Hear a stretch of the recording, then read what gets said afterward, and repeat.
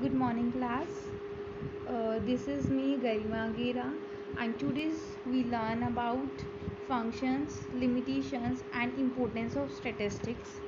So let's start.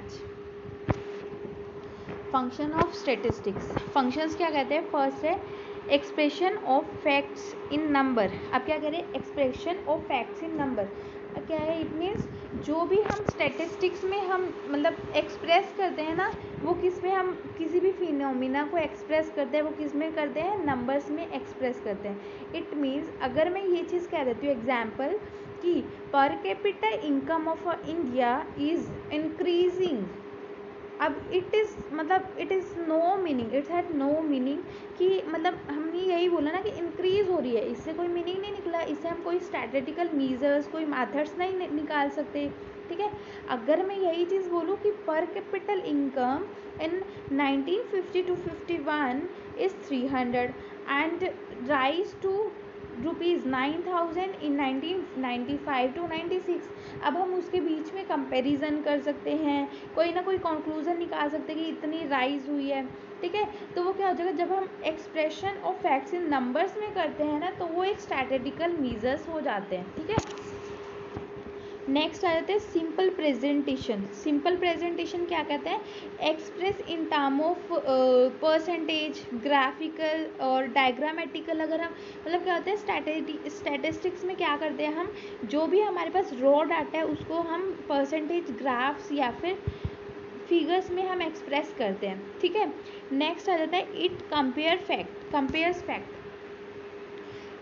Facts क्या है कि मीन्स इसमें हम क्या कर सकते हैं? कंपैरिजन कर सकते हैं. अगर हम कंपैरिजन नहीं करते तो वो उसके मतलब कोई मीनिंग नहीं बनता. इट मीन्स अगर मैं ये बोलती हूँ कि per capita consumption of sugar bye 1 person in India is 8 kg per annum. ठीक है, या पर मंथ. ठीक है. अब क्या करें? 8 kg एक पर्सन कंजप्शन करता है इंडिया में. ठीक है, शुगर की. लेकिन अब इसका कोई मीनिंग नहीं है. अगर मैं इसका कंपैरिजन अमेरिका के साथ करती हूँ कि 1 month में वो अमेरिका के पर्सन 38 kg मतलब कंजप्शन करें, तो ये क्या हो जाएगा? दोनों के बीच में हम कंपैरिजन करें. अगर हम कंपैरिजन नहीं करते तो उसका कोई मीनिंग नहीं होता. तो इसमें हम इजीली कंपैरिजन भी कर सकते हैं. It helps in forecasting means क्या होता है? Pre estimation. कि हम पहले ही कुछ एस्टिमेशंस लगा देते हैं प्रेजेंट डाटा के बेस पर, हम फ्यूचर की एस्टिमेशंस लगाना, दैट इज़ फोरकास्टिंग. तो हमारा प्रेजेंट डाटा कुछ ना कुछ कंक्लूजन निकल जाता है, उससे हम फ्यूचर की एस्टिमेशन निकालना है कि फ्यूचर में क्या होगा, है ना. तो वो क्या हो जाएगा?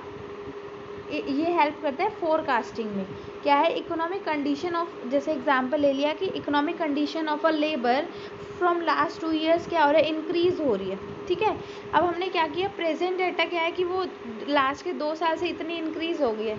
उसके बेस पर हम फ्यूचर का एस्टिमेशन निकाल सकते हैं कि इकोनॉमिक कंडीशन आगे फ्यूचर में भी वो इंक्रीज ही होगी, है ना. तो क्या हो जाएगा? प्रेजेंट डाटा के बेस पर हम फ्यूचर का एस्टिमेशन निकालते हैं. तो ये हेल्प करती है फोरकास्टिंग में. नेक्स्ट आ जाता है it establish relationship between facts के बीच में रिलेशनशिप क्रिएट करता है. रिलेशनशिप मीन्स कुछ ना कुछ मीन्स वेरिएबल्स होते हैं, उसके बीच में कोई ना कोई कोरिलेशन मतलब बनाता है. कैसे? जैसे एग्जांपल हो गया स्टैटिस्टिक्स में हम ये कर सकते हैं कि हम दो के बीच में कोरिलेशन कर रहे हैं. ठीक है. जैसे हमने कर दिया कि प्राइस के इंक्रीज़ होने से हमारी क्या हो जाएगी? डिमांड डिक्रीज़ हो जाएगी, है ना. तो क्या हो गया कि प्राइस इंक्रीज़ हुए, उससे हमारी डिमांड क्या होगी? डिक्रीज़ हो गई. तो क्या हो गया? हम इन दोनों के बीच में रिलेशनशिप एस्टैब्लिश कर रहे हैं. तो क्या मतलब ये स्टैटिस्टिक्स की हेल्प से हम रिलेशनशिप एस्टैब्लिश कर सकते हैं फैक्ट्स के बीच में. नेक्स्ट आ जाता है इट फैसिलिटेट पॉलिसी फॉर्मुलेशन कैसे होगी कि हमारा कुछ ना कुछ कंक्लूजन निकल जाता है. जब हम कोई काम करते हैं, मतलब किसी चीज़ पर हम वर्क करें, उससे हमारा कुछ ना कुछ कंक्लूजन निकलेगा, है ना. जो कंक्लूजन निकलेगा, कोई भी इंटरप्रिटेशन होगी, कोई आंसर निकलेगा, उससे हम क्या कर सकते हैं? अपनी पॉलिसी फॉर्मुलेट कर सकते हैं. हम देख सकते हैं कि आगे जो हमें काम करना है तो हमें किस बेस पर काम करना है, उसके अकॉर्डिंग हम अपनी पॉलिसी बना सकते हैं बिजनेस की. एग्जाम्पल जैसे मैंने बोला कि monthly budget of a family of 5 member 25,000 उनका खर्च होता है. ठीक है. मैं क्या बोल रही हूँ? मंथली एक्सपेंडिचर कितना हो रहा है? 25। अब क्या करें, 25,000 5 पीपल का मतलब खर्च होता है, तो मतलब 5 से डिवाइड करेंगे, 1 का कितना हो गया 5,000, ठीक है। तो एक पर्सन का 5,000 लग रहा है, ठीक है। अब हम क्या कर सकते हैं, पॉलिसी फॉर्मुलेट कर सकते हैं कि मतलब इस मंथ में हमारे 5,000 एक्सपेंडिचर हुआ, तो अब मैंने फॉर्मुलेट किया कि पर पर्सन के नेक्स्ट मंथ में मेरे 4,000 खर्च होना चाहिए, इससे ज़्यादा मैं एक्सपेंडिचर नहीं करना चाहता। तो उससे क्या हो गया, हमने एक स्टैटिस्टिक्स के बेस पे एक कंक्लूज़न निकाला और कंक्लूज़न से मैंने एक पॉलिसी को फॉर्मुलेट कर दिया। क्लियर है। नेक्स्ट आ जाते हैं enlarge individual knowledge and experience. ये तो बेसिक है कि जब हम किसी चीज़ पे काम करते हैं, स्टैटिस्टिक्स पे वर्क कर रहे हैं, उसको देख रहे हैं, तो उससे हमारी क्या हो जाएगी, नॉलेज एंड एक्सपीरियंस इंक्रीज होगा। नेक्स्ट आ जाते हैं हमारे importance of statistics. Importance of statistics क्या कहते हैं, फर्स्ट स्टैटिस्टिक्स किस किस फील्ड में इंपॉर्टेंट है, कहाँ कहाँ पर वर्क करती है। देखो स्टैटिस्टिक्स एंड प्लानिंग, जब हम कुछ ना कुछ प्लान करते हैं, मतलब अगर हम वर्क कर रहे हैं, स्टडी कर रहे हैं स्टैटिस्टिक्स को, तो उसके लिए हमें सबसे पहले क्या करना पड़ता है, किसी भी काम को करने के लिए प्लानिंग करनी पड़ती है। तो प्लानिंग के लिए भी हमें कहाँ वो क्या यूज़ किया जाता है, स्टैटिस्टिक्स का यूज़ किया जाता है। नेक्स्ट आ जाता है इकोनॉमिक्स के फील्ड में स्टैटिस्टिक्स यूज़ की जाती है। इकोनॉमिक्स में क्या आ जाता है, कंजप्शन, ठीक है। कुछ जो भी कंजप्शन मीन्स जो भी कस्टमर होते हैं वो कुछ ना कुछ कंज्यूम करते हैं, कुछ ना कुछ मतलब कितना परसेंटेज वो कंज्यूम कर रहे हैं। और क्या जाता है इकोनॉमिक्स में, एक्सचेंज, कितना हमें मतलब प्राइस रखना है, ठीक है। किसी भी प्रोडक्ट का कितना प्राइस रखना है, उसकी कॉस्ट के बेस पे हम देखेंगे कि प्राइस कितना होना चाहिए, है ना। तो वो क्या हो जाएगा, कितना प्राइस होगा, कितनी कॉस्ट होगी, तो उसकी स्टडीज़ हम किसके बेस पर करते हैं, स्टैटिस्टिक्स के बेस पर हम एक प्रॉपर मतलब आंसर निकाल लेते हैं, एक मैथमेटिकल कैलकुलेशन कर लेते हैं स्टैटिस्टिक्स के बेस पर कि कितनी हमारा प्राइस निकल रहा है, कितनी कॉस्ट निकल रही है, कितनी हमें रेंट देना है जहाँ पर हम वर्क कर रहे हैं, कितनी वेजेस देनी है, ठीक है। तो ये क्या हो गया, स्टैटिस्टिक्स के बेस पे हम ये सब डिसाइड करते हैं। तो इकोनॉमिक्स के फील्ड में भी हमारा क्या यूज, स्टैटिस्टिक्स का यूज़ होता है। नेक्स्ट आ जाता है स्टैटिस्टिक्स एंड बिजनेस।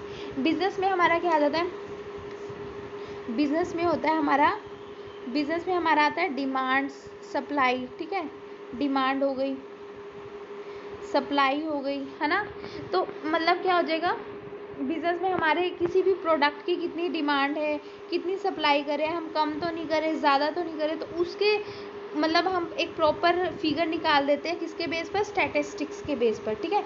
नेक्स्ट आ जाता है मतलब क्या है, इंडस्ट्रीज़ में भी वही हो गया कि कितनी डिमांड होगी, कितनी सप्लाई होगी, तो उसके बेस पे हम स्टैटिस्टिक्स के बेस पर हम निकाल सकते हैं। नेक्स्ट है statistics and modern science.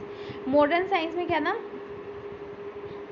Modern science में okay sorry, statistics and modern science. अब क्या कह रहे हैं, साइंस में मतलब ये हो जाता है कि जैसे हम वो चीज़ देख रहे हैं कि मतलब प्रॉपर बॉडी टेम्परेचर कितना है, मतलब प्रॉपर ये देख रहे हैं कि किसी का वेट कितना होना चाहिए, या मतलब उसका पूरा एस्टिमेशन किसके बेस पर कर सकते हैं हम, स्टैटिस्टिक्स के बेस पर। नेक्स्ट आ जाता है statistics psychology and education. Education के फील्ड में स्टैटिस्टिक्स का यूज़ किया जा रहा है। कैसे यूज़ हो रहा है स्टैटिस्टिक्स का एजुकेशन में? आज के टाइम में हमारे कितने कॉलेजेस हैं, कितने स्कूल्स हैं, कितनी यूनिवर्सिटीज़ हैं, ठीक है। तो मतलब और कितने मतलब जो यूनिवर्सिटीज़ है उसमें कितने फीमेल्स वर्क कर रही हैं, मतलब कितने फीमेल्स स्टडी कर रही है, कितने मेल स्टडी कर रहे हैं, तो उन सब चीज़ों की एक प्रॉपर डाटा निकल जाता है किसके साथ, स्टैटिस्टिक्स के थ्रू। नेक्स्ट आ जाता है हमारा लिमिटेशन ऑफ स्टैटिस्टिक्स। फर्स्ट क्या हो जाएगा, study of numerical fact only. Numerical facts only. Statistics का फर्स्ट मतलब डिसएडवांटेज क्या है, सिर्फ ये किसको मेज़र करता है, ओनली न्यूमेरिकल फैक्ट्स को। इसमें जो भी मतलब क्वालिटेटिव स्टडी को नहीं देखा जाता। क्वालिटेटिव स्टडी लाइक ये हो गया ऑनेस्टी, ठीक है, इंटीग्रिटी, अगर हम बोलते हैं ब्यूटी किसी की, या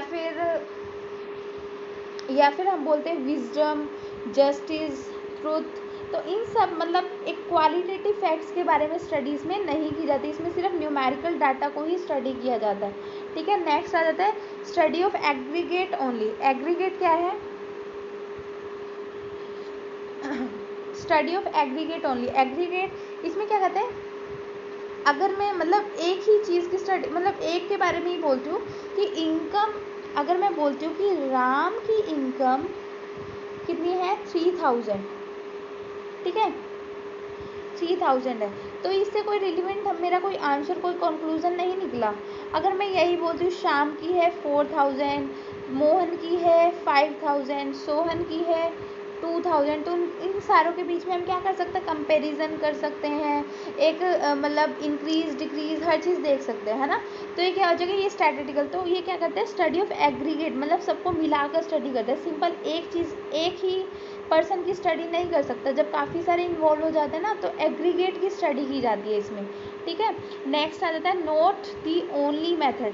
अब स्टेटिस्टिक्स की बहुत बड़ी डिसएडवांटेज क्या है कि हर एक काम को करने के ना काफ़ी सारे वे होते हैं। अब इसमें भी काफ़ी सारे मेथड्स है किसी भी काम को करने के। अब वो क्या कहते हैं कि कई बार हम ये सोचते हैं कि हर एक मतलब एक ही मेथड सब में अडॉप्ट हो जाए, बट ऐसा नहीं होता। तो नॉट दी ओनली मेथड, सिर्फ एक मेथड नहीं है किसी भी काम को, इसमें काफ़ी सारे मेथड्स को अडॉप्ट किया जाता है। नेक्स्ट आ जाता है homogeneity of data. Homogeneity of data क्या कहते हैं, अब ये बोलते हैं कि होमोजेनिटी मतलब सेम, होमोजेनिटी क्या होता है, सेम डाटा होना चाहिए। सेम डाटा कैसे कि अगर मैं ये बोलूँ एग्जाम्पल कि प्रोडक्शन ऑफ फूड ग्रेन, ठीक है, और प्रोडक्शन ऑफ क्लॉथ, इन दोनों के बीच में मैं कंपैरिजन करना चाहूँ तो क्या मैं कर सकती हूँ, नहीं कर सकती। क्यों नहीं कर सकती, क्योंकि क्लॉथ को हम मेज़र करते हैं मीटर्स में और फूड ग्रेन को हम मेज़र करते हैं टन में, है ना। तो हम इन दोनों को सेम में मेज़र नहीं कर सकते, है ना। तो ये मीटर में हो गया, ये टन में हो गया, तो सेम में मेज़र नहीं हो सकता। होमोजेनिटी मतलब सेम डाटा नहीं है, इस वजह से हम इन दोनों का कंपैरिजन नहीं कर सके। तो हमें क्या होना चाहिए, डाटा हमेशा होमोजेनिटी होनी चाहिए।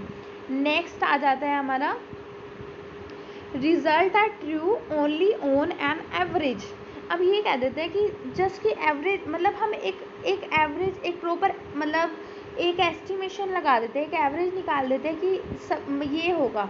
जैसे एग्जांपल हो गया result are true only on average के बेस पर ही ट्रू होता है, मतलब कम्प्लीटली ट्रू नहीं होता रिजल्ट। जैसे एक एवरेज हम एस्टिमेशन बता देते हैं कि इतना हो सकता है। जैसे एग्जाम्पल